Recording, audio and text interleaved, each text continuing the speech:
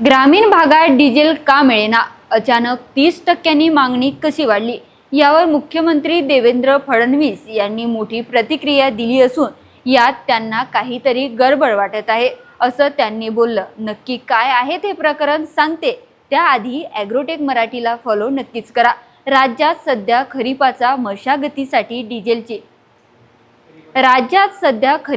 मशागतीसाठी डिझेलची गरज असताना ग्रामीण भागात मोठा तुटवडा जाणवतोय.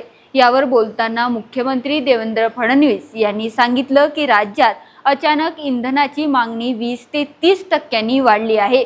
ही मागणी का वाढली आणि यात काही काळाबाजार सुरू आहेत का, अशी शंका त्यांनी व्यक्त केली. काहीतरी गडबड आहे असं म्हणत त्यांनी जिल्हाधिकाऱ्यांना यावर कडक नजर ठेवण्याचे आदेश दिले आहे.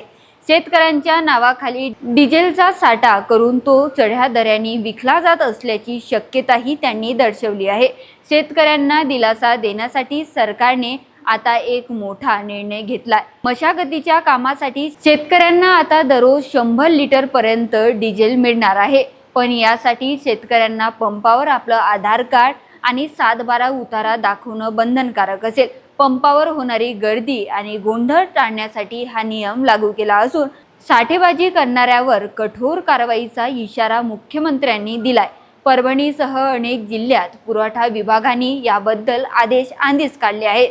तर मित्रांनो, तुमच्या भागात डिझेलसाठी आधार कार्ड किंवा 7/12 मागितला जातोय का? आणि ही टंचाई खरोखरच आहे का, की काही लोकांचा हा काळा बाजार आहे? तुमचं मत कमेंटमध्ये नक्कीच कळवा.